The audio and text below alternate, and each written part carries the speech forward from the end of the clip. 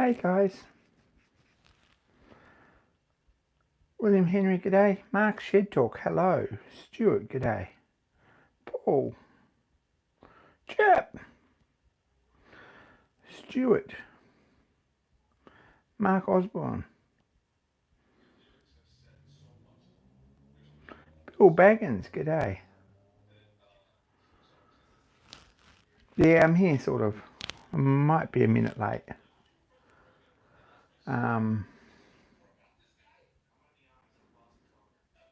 David Berlani, David Berlani, is that right? Berlani. How do we say your name? Inquiring names always want to know. Yeah, not organised, no. Adults, that time of year, it's a bit crazy to be honest. Berlani,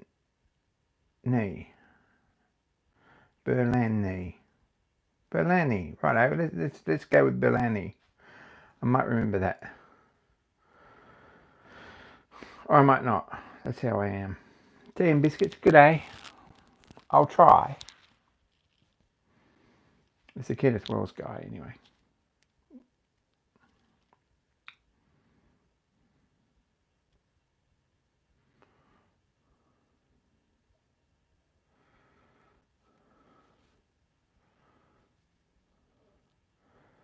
So, a bit happened this weekend. Where do we even start? It was one of those weeks. Didn't get enough done, and there was things that I was going to do that I didn't do. But anyway, we sort of caught up.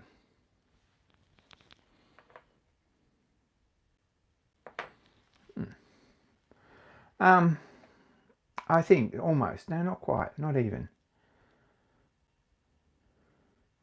Fridge again. Dan Shed, g'day. What's happened? It started at the beginning, I guess. It's where all good stories start. Saturday night went down to Dan Shed Fridges. Stuart got a video out. It's awesome. It's a good video too. I saw it. What did we do? There was a few people there Saturday night. It was a good night. I wasn't as late as I sort of expected to be, so that was good. And Sunday, did a few jobs on the roller. Took some bits off mostly. There's less putting things on and more taking things off, to be honest. Bruce Witham called in, which was really awesome to see him. Really awesome to see him. And a friend. Really enjoyed that. He didn't stop long, but it was a good afternoon. I hope I managed to catch up with him while he's still in Queensland, but it was good to catch up with him. If anyone knows Bruce. Adam, g'day.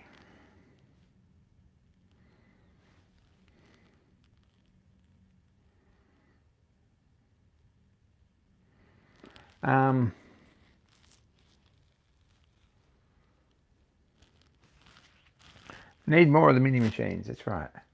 Bill's on the money. So that's what happened on Sunday, and Sunday night I got back here at a reasonable hour. I think, with a lot of bits in stove. My mate, Phil Hill, the man. We ignore this book for a minute. Gosh, what have we got so that you can actually see that? We'll find a bit of rag here. It's a dirty bit of rag. He's got a 1910 Argyle car. I have a 1910 Argyle spark plug, so I'm not sure he's keeping the car, so I'm not going to offer him the spark plug. I don't think the spark plug's for sale, actually. It's a fairly rare one. I'm not sure where it is. There's a hand-painted one. Nice. Argyle's Scottish motor car, veteran.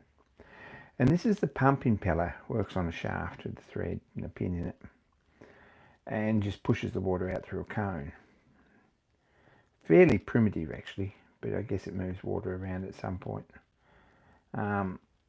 Anyway, and put this back together and discovered that it doesn't really do anything because it runs backwards. So the rotors, the hooks or whatever, are the wrong way around. So this would be better if it ran the opposite way.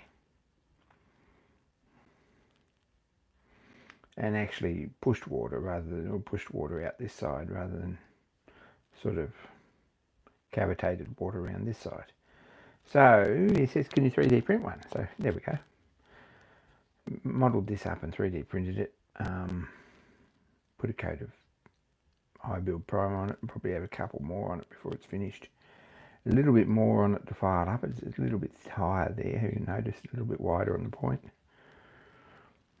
But it'll file back nice. And the profile is not quite right down the bottom here because it's almost impossible to get it right. What it needs is a line down here all the way around, ever increasing where it comes around the corner. If you just flatten this off, this is not very exciting, but was one of the challenges. If you just flatten this off with a flat plane and cut it, then when it comes around the corner, it goes back uphill again. And it needs to go right down around the corner. So really it needs a line drawn on here, and then that line offset.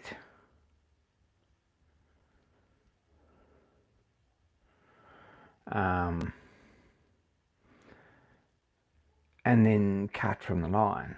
It's a fun job because they're all different, so they're all the same, but you can't just revolve a circle around there like I did and cut that out.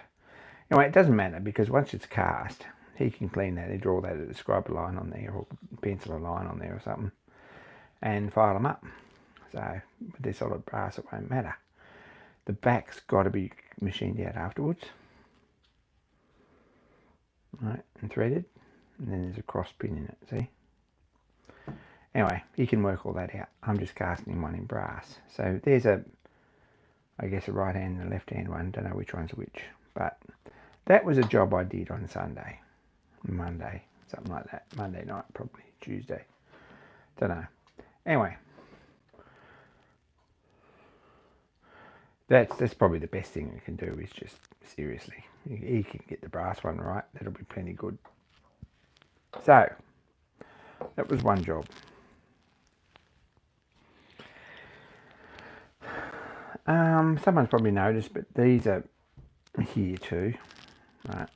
Mark will probably be interested in these. These never had proper tops on them since I owned the roller. Right. They both had plugs like this. A plug like this works until you drop it.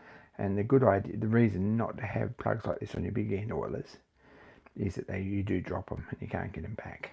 So this one had some fittings screwed into it that were found in a moment's notice to block up the hull, stop the oil flying out. They should be a bit more complicated than that. What they should have is a piece in the centre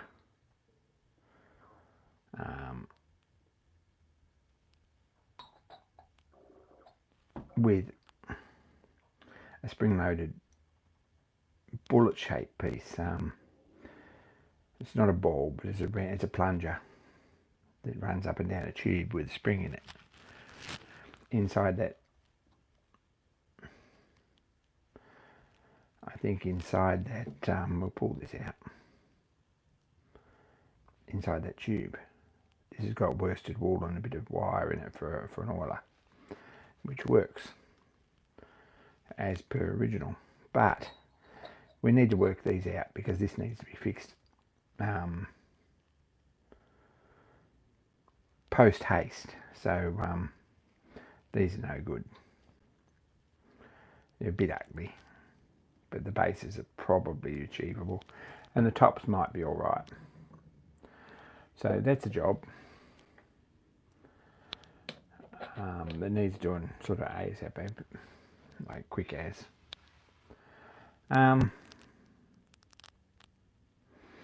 Getting oilers working to pain, yes they are. They work, except that you lose the tops every time you fill them up. And I've got a factory drawing, so all we've got to do is make the top bits for them and put them all together. Matt, g'day.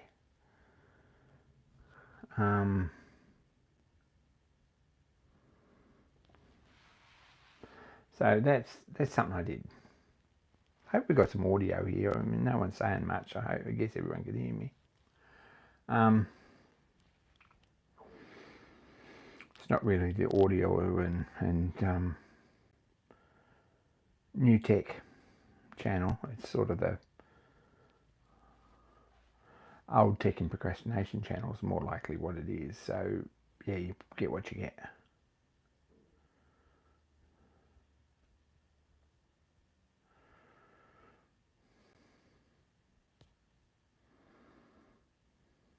Five by five, quite likely.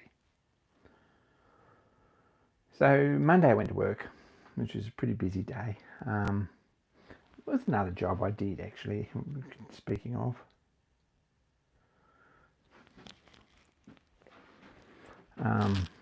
This place is sort of looking a bit lived in.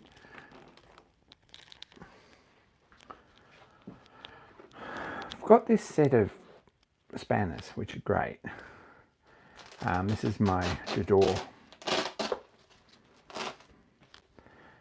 spanners in this AOS, Swags and Bags, Australian vinyl tool roll, which I think is probably designed for barbecue tools or tyre levers or something, because it's too long really from a spanner set. But what used to happen is that when you fold the top over, this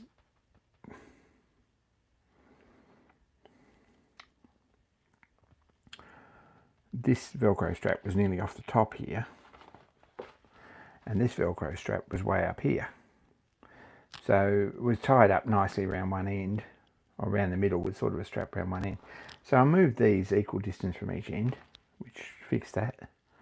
Good job. Pretty happy with that.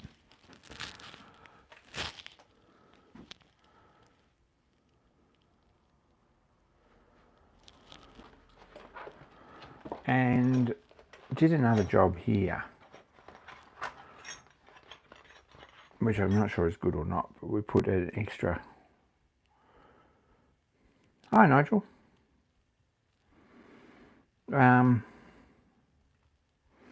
Put an extra line across here, stitched across, so that these don't fall down, so you can actually get them out, because these are pretty short. So that's another job I did.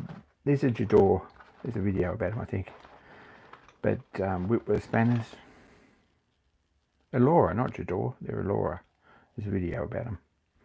I've been saying the Jador all weekend, but they're Elora. German, new Whitworth spanners. Same on both ends, which, if you ever use Whitworth spanners, is a very important thing. They're also very thin. Now this is important, that this open-ended spanner is very thin in a Whitworth spanner, because it means that you can put the lock nuts on the theoretically the correct way up. Can't do that with a thick spanner. If you've got one from King Dick or Snail brand, couldn't put the lock nuts the right way up, so you put them the wrong way up and pretended that was normal, and 60, 100 years later it is normal. That's how fashions change. That's how stupid technology changes, and it's a bit bizarre. So yes, you can put the lock nuts on the bottom and they work. Anyway,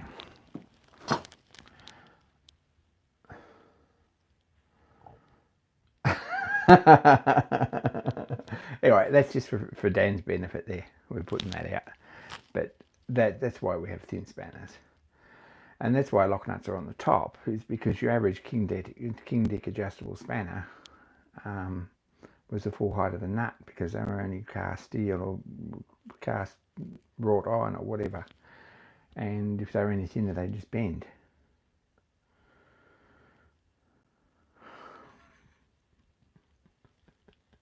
Anyway, that's another thing I did.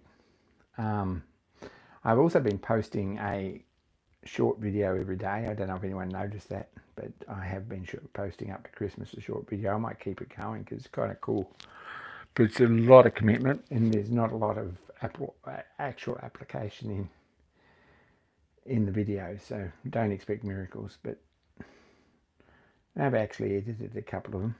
Anyway, that's that.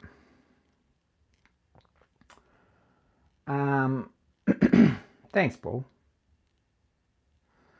It was TMB's idea, so watch his channel. He's got a good channel. Keep an eye out for that. So that's that was Sunday, Monday. Tuesday, finished this. Actually got in a state of last minute desperation. Finished these. These are a lot easier to see in daylight than in here in the dark. I didn't want to make them too bright, but that one's red on that side. There we go.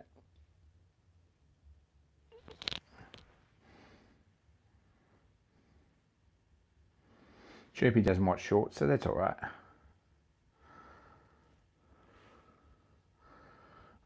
So that one's finished. Coat of varnish on it. It's just drying. Frog and rainbow windmill. Nice and easy to read, I think. Really pleased with that. And the other one. I'll turn him round, eh? I'm going to put you down. You can barely see the hand. I don't think it'll hurt you. Let's turn it round so you can actually see in the light. There we go. See, that's a bit more readable, that one, with some light on it. I don't think it blends in at all. I don't think it's terrible. In the bright sunlight, it's very nice. And it's like Chirpy said, it's superfluous anyway. We don't really need it. But it's very hard to see where it's actually, it's like three-dimensional there with that angle on it. So it's very hard to see where it's in the middle, which is probably not a bad thing. So, all sorted, frog and rainbow. Seam ship, that one looks really good. Pleased with that one. We'll have a look at the other end. I'll put you down again.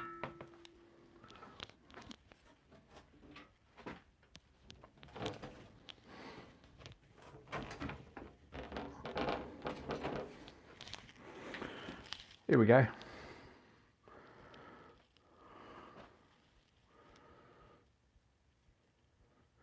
It sort of blends in. I don't think it's terrible though.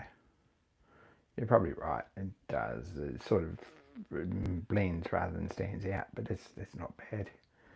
Anyway, so they're done.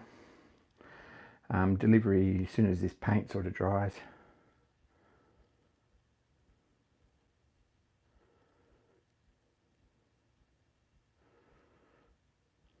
Is the D larger, or is it an optical illusion?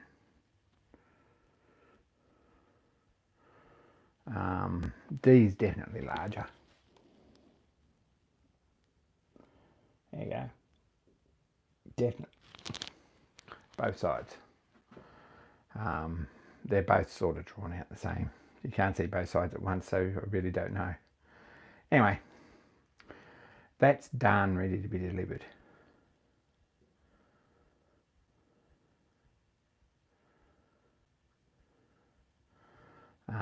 I could have made the lot 3D, but it was too much messing around, and I don't know if it really, I think it's getting too busy anyway. I don't think it needs any more on it. So I made this one, the letters the same on both, and I put blue around this one, and I put red around the other one. And I've made the ands opposite. Hey, Raymond.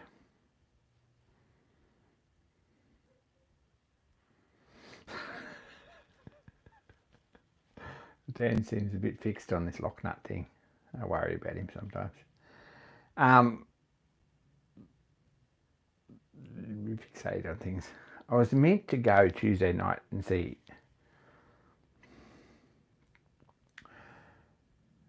Mark.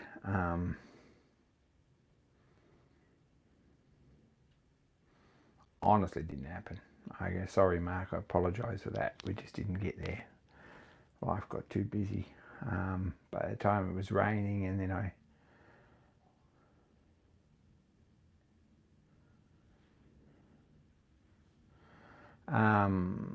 didn't happen. Sorry, Mark. It'll happen in the next little while. I really wanted those for tonight's live stream, but anyway, we've probably touched on that. We can stretch that subject out another day or so, week or so. Won't hurt. That's an ongoing thing. So did we varnish tea and biscuits? Did you varnish the image? Yes. Put the image on, varnished it, or clear coated it, polyurethane. Put the letters on, clear coated over the top. You can't clear coat. You can't put enamel on and expect to wipe anything off on a water-based paint. This is just a water-based house paint. Most of this pictorial, like literally, there's a box of zoom in. There's a box of house paint there and stuff. So coat of varnish over the top, and then the letters go down after it's dry, and then you can take this off. In full disclosure, they left a little bit too long and they took a bit of getting off, but they're off, fixed. So yeah, and then it's got clear coat over the top last night.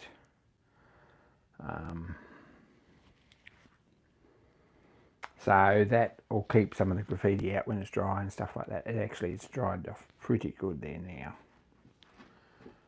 It might still be a little bit soft, but it's dried nice. So that's good. That's very cool. And deliver them and collect some dollars. But I'm pretty happy with that.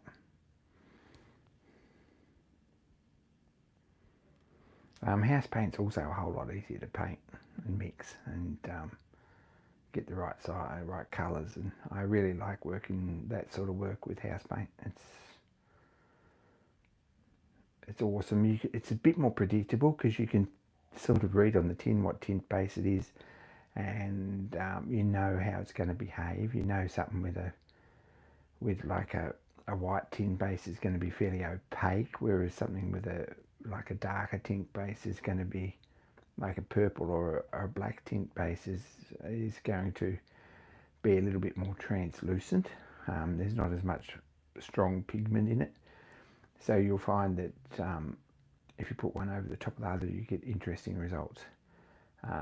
You learn to, I think I'm learning to actually make all that work now.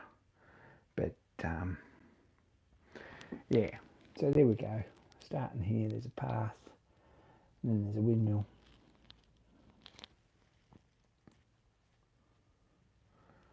I think that's pretty good. Genuine Randy, g'day. I'll put you down again.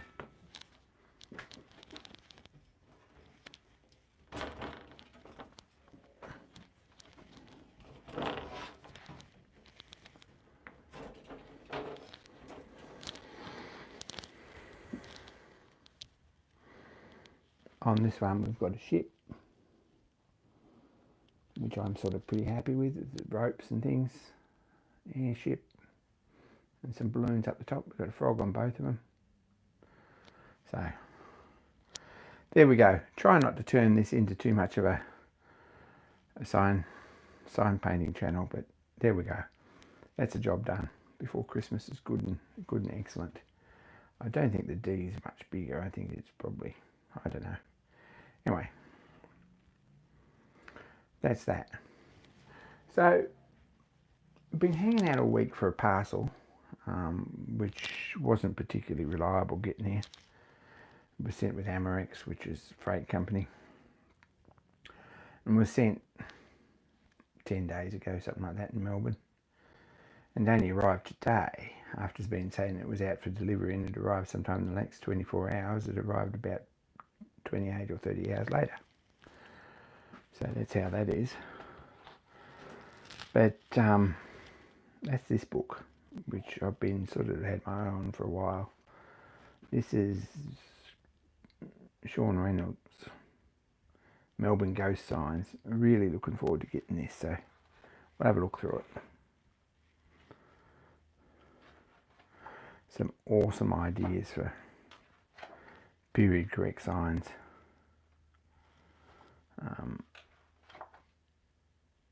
Lots of very cool and Victorian sort of themed, I guess. The state of Victoria, Melbourne. Themed sort of signs, but some really nice stuff. And a little bit of information about each bit. I'm going to sit down and read it at some point. I call all these I Love Ghost Signs, which are the vintage signs that have been left and not painted out from years and years and years ago. Even though the business has probably changed hands. Some of them get graffitied over, which is a pity.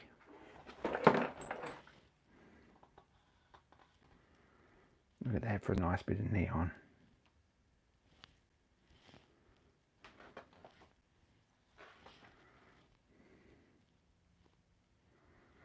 And that one's got about 5 signs on it. There's this Morris Cars, and then there's something else underneath. And this new something on the new Morris car, I think that is.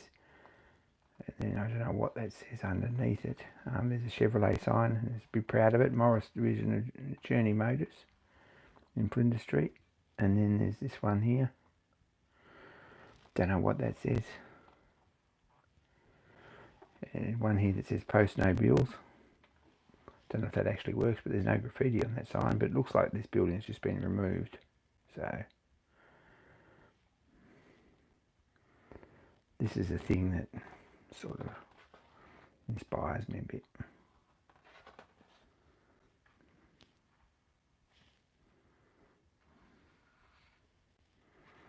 So lots of cool stuff in this book.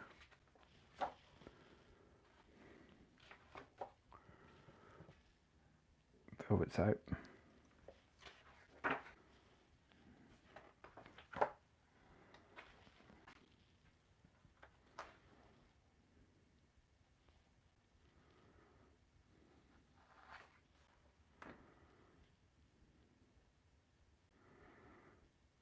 Monopole, Magnum cigars.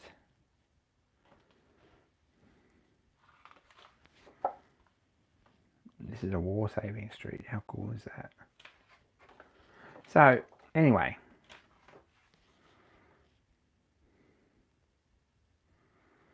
Use J. King.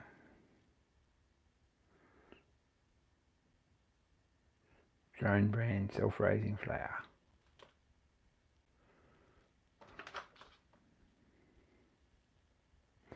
Marshall's rhubarb pills for the liver. And these are all around in everyone's town if you know where to look for them. They're here, even locally. But little bit sort of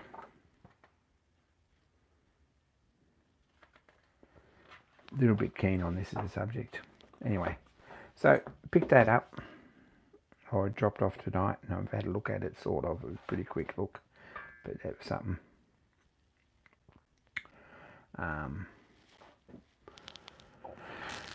That's how that is. Kind of can't wait to sit down and read it. But anyway, what else? Oh, called in on Sunday. Had to go and pick some stuff up. So bought a new pair of tweezers. New tools.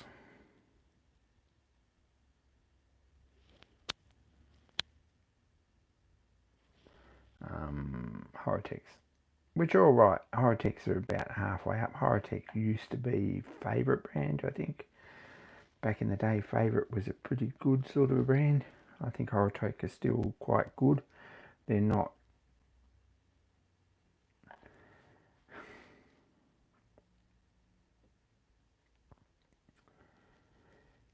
top of the range, but they're not bad. They're not bad tweezers. They're sort of a copy of a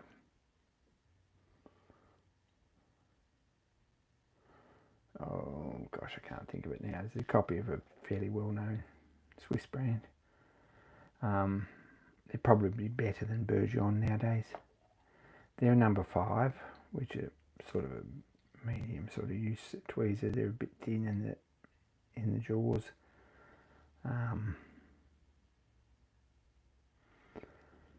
They've not been dressed up properly to start with. I think if you have a look at that, one of them jaws is a little bit long.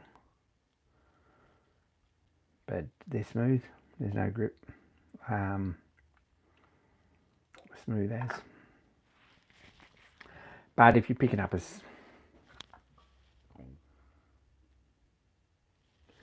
something small, they're very good for that.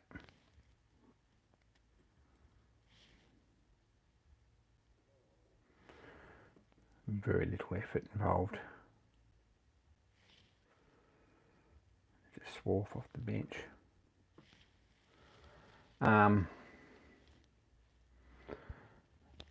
Sort of picking up something like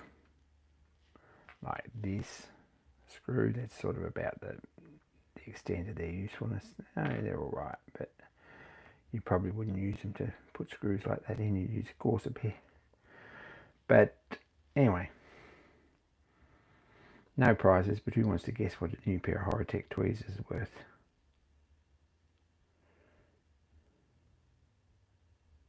No good at all for 317 batteries. They're anti-magnetic, but they still short out. Stuart's on the money, I already told someone.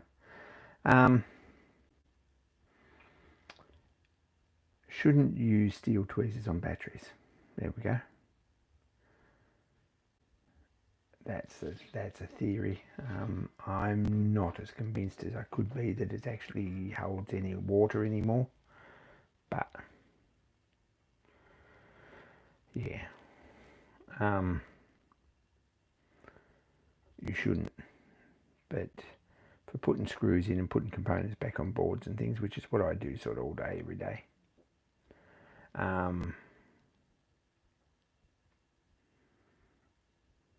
These are not terrible tweezers, but they're a bit fine for heavy work or work in this workshop. Consider most of the screws that I put in and out today were between 0.4 and 1.2 millimeters. That's a pretty good pair of tweezers, but forgot to take them to work today, so did without them. They'll be very useful tomorrow. But yeah, 90 Australian for a pair of them nowadays, which is way too much.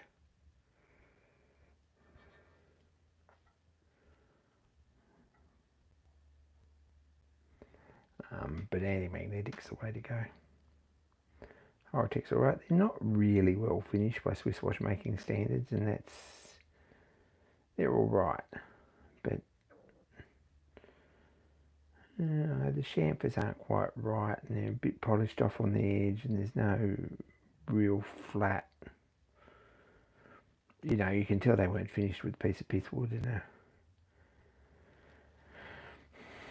and pumice, you know. But they're all right. They come with a plastic cover on them, and that's about it.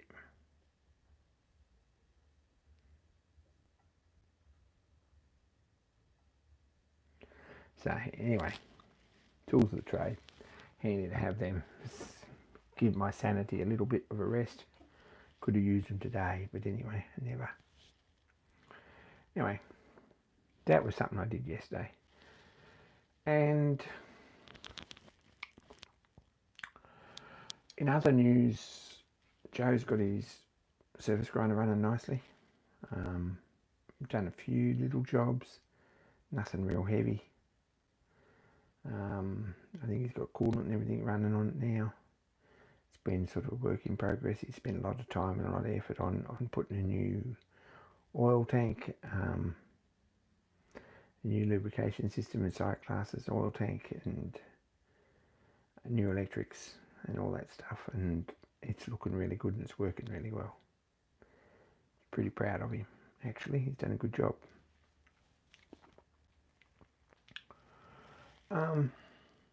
No progress on the whistle, no progress on the pump. There you go. No progress on those two plates that are there that I meant to take with me and file up, and I haven't got there yet. No progress on the pump seat, which needs some work. I've got a pattern. I'll probably have pieces cast stuff by the end of the next week. By this time next week I should have some castings, and then probably do that pump impeller for him so he can get that out of the way. There are benefits for doing work for Phil, because Phil's got his finger on his pulse, and he's also a qualified blacksmith with a well set up workshop, so it's very useful to have him. So not using the upfield, but happy to sort them out. It was a stinking hot Sunday. It was a rainy Tuesday, but it was a stinking hot Sunday, and pretty warm Monday, I think. Didn't see much of it.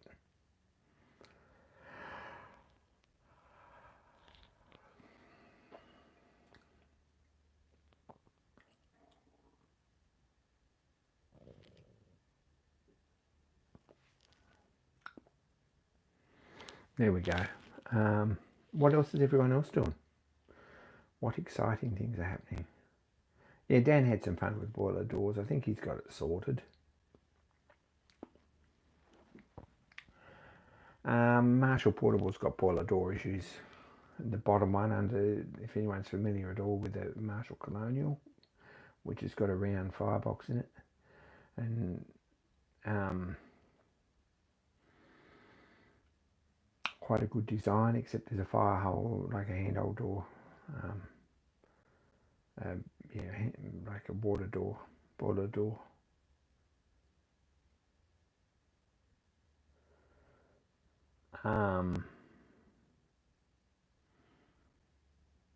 In underneath, right in the bottom under the fire, like directly under, and it tends to leak on Dan's. So after patching it up multiple times, every time we've steamed it for the last 6 months or 8 months, 2 years or something, nearly, it feels like every time we've steamed it, we've tried to fix it. Dan's come to the conclusion that it might be the wrong door in it, so we pulled one off the new Marshall, which was sitting on the shelf, and put that in it. Hopefully that fixes it. So that's that.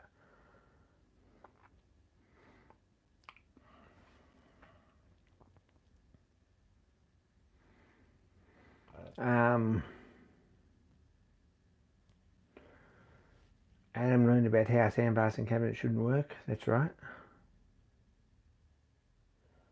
Don't hook up to the wrong pipe. It's kind of important. Busy with the Lion smoke box. That sounds a bit exciting. Go create. Nigel, that sounds awesome. Can't wait to see.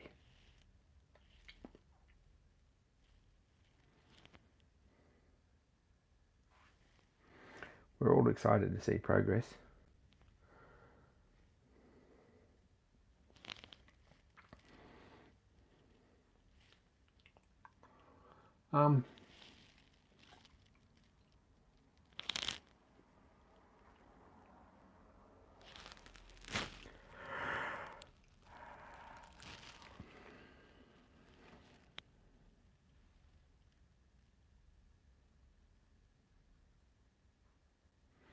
Yeah, way every day. It's that time of the year. It's Friday's the 13th. Friday's the 13th of December this week. So watch out for black cats and things, and so forth.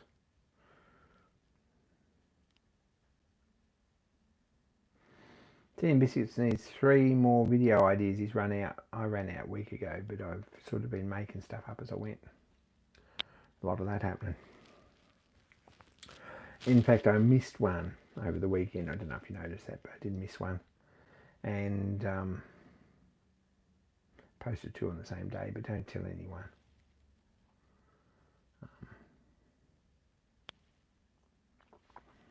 Anyway.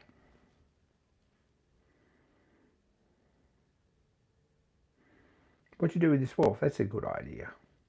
There we go. We'll have 3 videos in no time.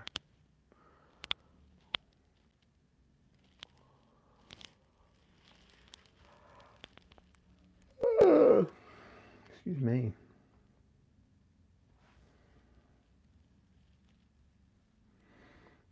Yeah, Nigel, that happens sort of regularly.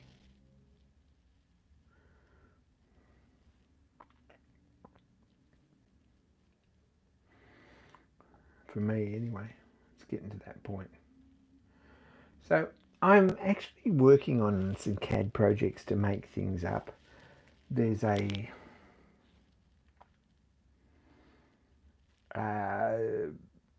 greasing port or a hatch or an inspection port or something that goes on the gear guard on the steer side of the roller. It just swings out of the way with a bolt, and it matches several others that are on the machine, and one of them is missing, so you need to get some parts laser cut at some point, and that's 3mm steel, so that's one of them. What else? I got to do the motion covers, also in 3mm steel. That's another one.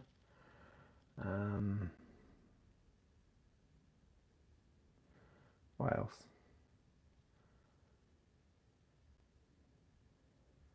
Yeah, it's quite a lot of bits and pieces that need making up. Also been sketching out or drawing out the actual canvas, and tossing up whether I'm actually going to do it myself with the help of some friends, or whether I'm going to get someone to do it. Probably be much better if I got someone to do it, to be honest. But anyway, we'll see what happens. That's drop sheets for the canopy on the roller, so that it keeps the rain and stuff out. There's something that needs doing at some point.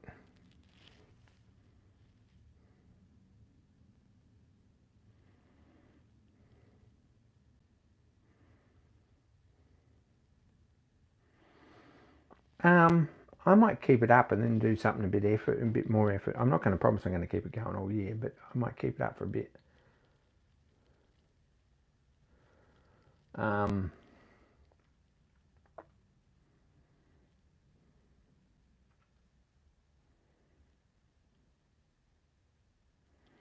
But I might, and then next year I might make it a little bit more effort with it. But I've been saying that for a long time. Yeah, next Christmas I might make a bit more of an effort with it. Tea and biscuits has been. See, we're reaching the point in the conversation where there's nothing else to say, so we're making shit up. Sorry, did I say that? Yeah, we're making stuff up. So, Tea and Biscuit says we need something to motivate a workshop challenge or something in 2025, which is one of those really sweet and probably absolutely justified ideas. So if anyone wants to take that by the horns and get something going, I'd be very happy to jump on it and do whatever you challenge. There we go. You thought that I wasn't going to say it. I was going to say something else, didn't we? Anyway, that's how that is.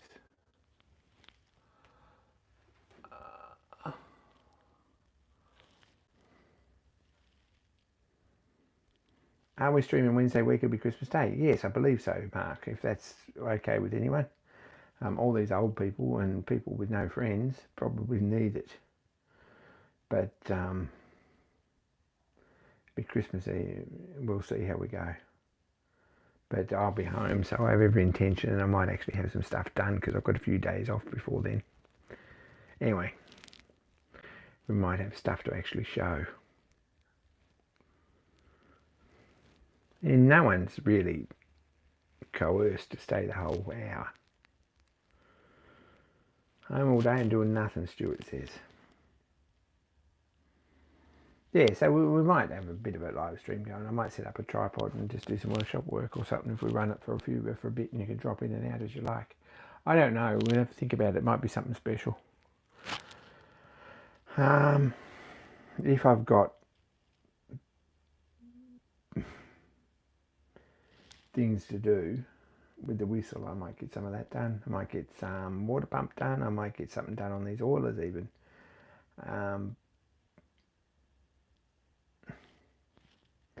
I might be starting another project, another sign project, because I've got stuff to do. There's stuff in the list. I might be finishing a sign project. Might be doing someone else's sign project for them. Who knows?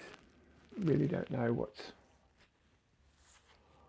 planned, but I think there'll be a live stream.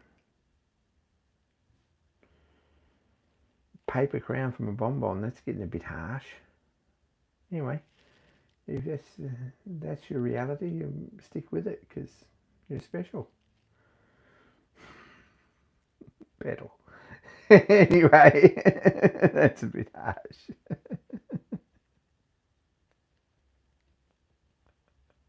Sorry, Stuart. I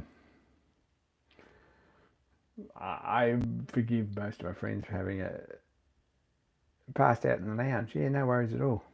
We'll be down for that. Team Biscuit, that might be next. There's another one in between TV, but and there's a heap of truck doors and things to finish, so I've got to get in and do that.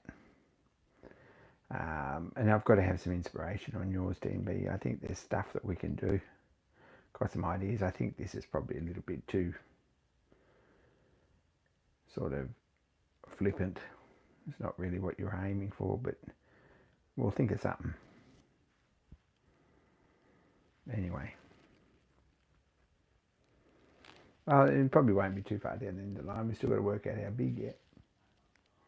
I've got that panel sitting over there, which is going to be a Lucas electrical advertisement, which is not an easy one.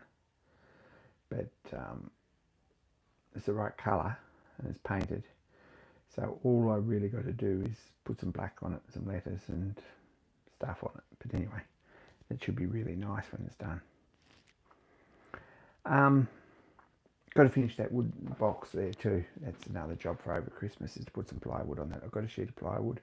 I'd very much like to get plywood on that and some varnish. Design Stuart a channel sticker. We'll talk about that, Stuart. We'll talk about that.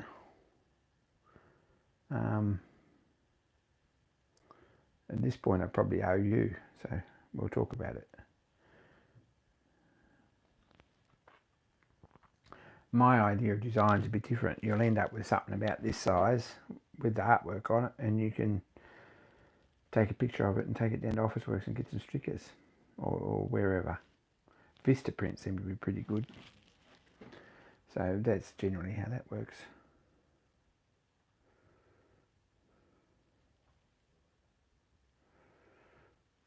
But yeah, generate one with AI for inspiration and then expect me to get something completely different, because I'm good like that. If I do it, it'll be fairly eclectic and like nothing else. Promise. Anyway, I'd like to get some work done on this. And all these little projects sitting here on the bench need to be going. I'd like to get this bench cleared by Christmas time. That's sort of where I'm at with that. If I got this bench cleared and all these things back together, then I'd feel more like starting something new. Anyway,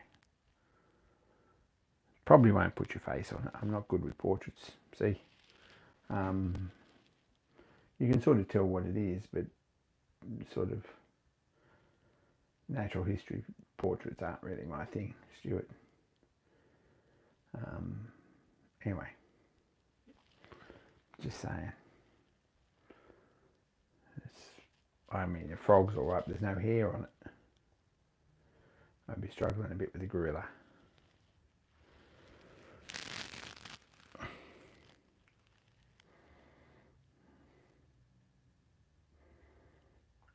But to have a channel, you've actually got to make videos. That's the other thing too.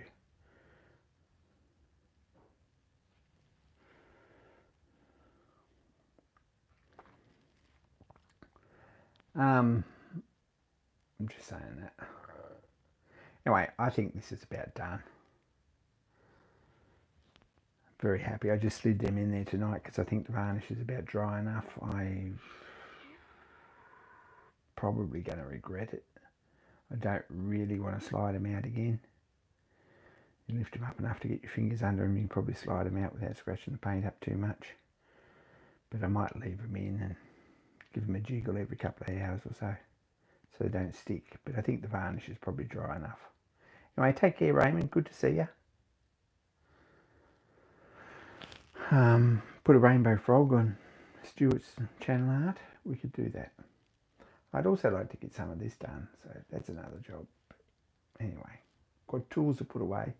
Most of this stuff over the back here it actually belongs on the front seat of the van or in the van at some place.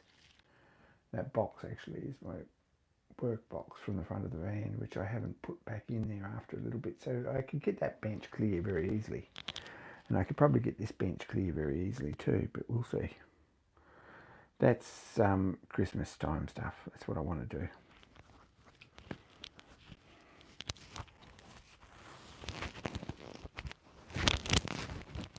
I'll take this impeller down when it gets cast down to my mate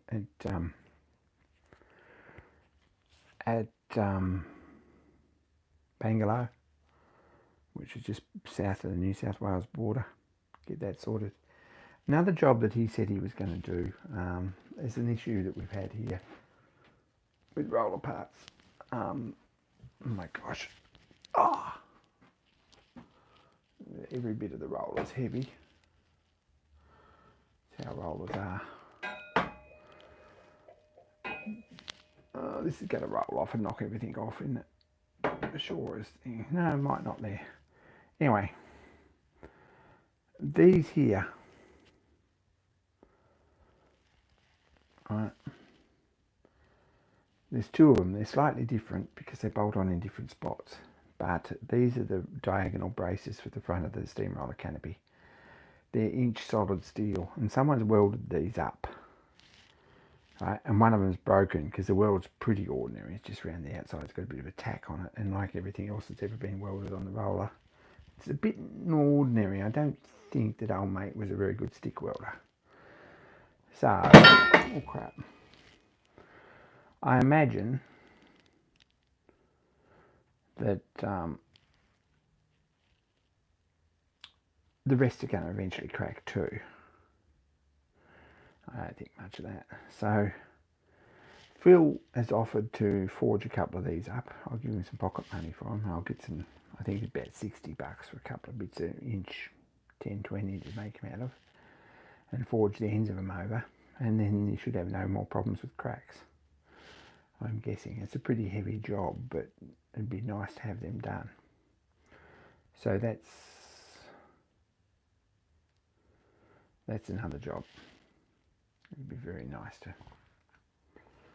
Don't know if dropping them on my good tweezers is really the best thing, but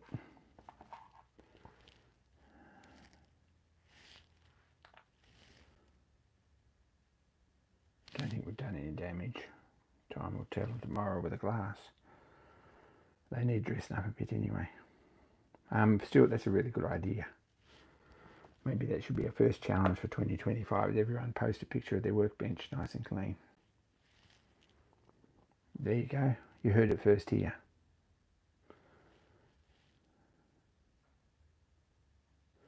Clean workbench 2025. Let's all take a picture. Post it on YouTube. There you go. Are we down? I'll post one. Everyone else can post one too. See what you end up with. What do you mean? There's no way. Stuart's down.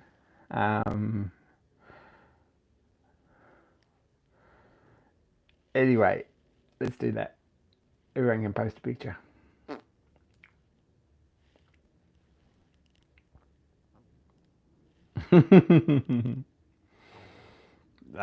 Clean desk works for work as well.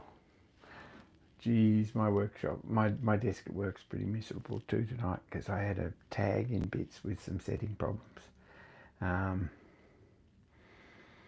And I had a good look and pulled it apart and replaced two pieces that I thought were worn and put it back together, and there's still another lever that doesn't function correctly, so I'm going to have to pull it apart and replace the second bit too, but I've got to work out which bit it is, hopefully without taking it apart, so I've only got to pull one side of the movement off.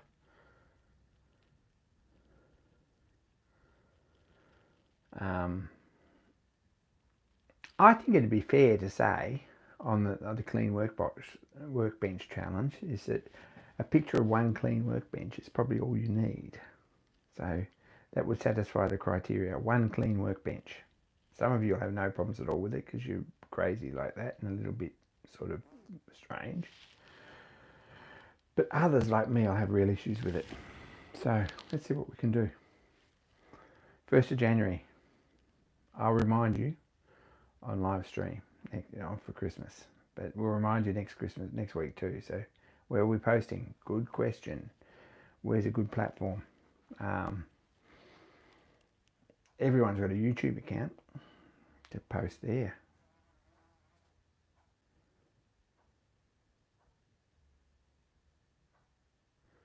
I don't know. Give me till next week. Got to do it before and after? Maybe. Yeah, okay. I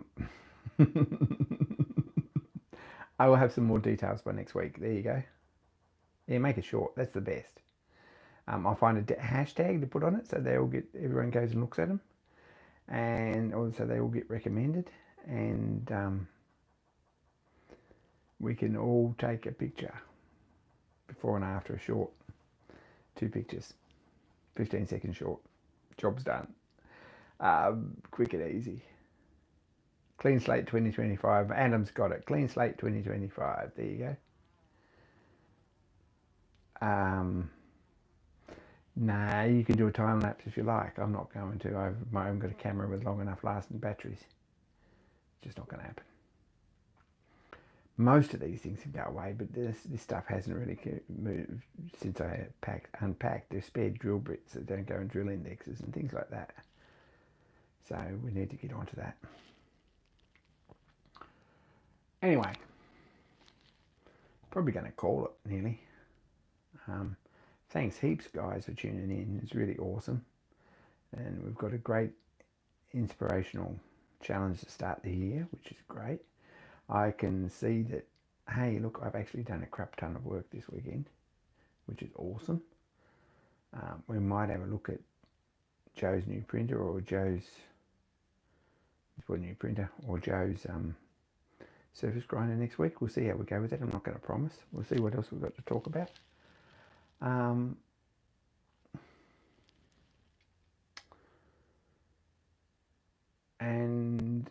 I mean, there's probably nothing saying with a Clean Slate 2025 picture that you can't just drop everything onto the floor and then pick it all up again. But I'll let your conscience be the guide on that. There we go.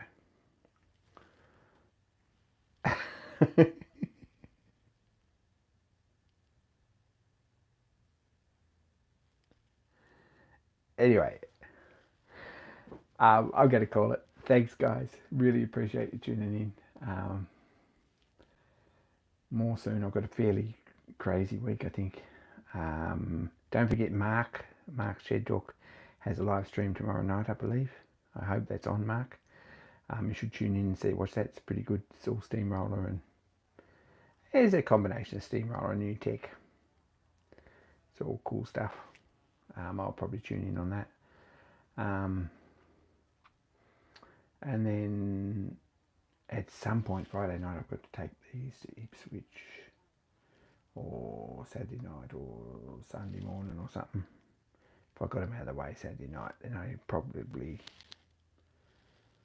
do something on Sunday here. So this will be the last you see of these before we start the next one. There'll probably be another board in here by next Wednesday, with some extra work. We'll see how we go. Take care. Thanks for everything, and don't forget to see the frog. And more soon, guys. Keep an eye out for the Advent shorts because I think they're pretty cool.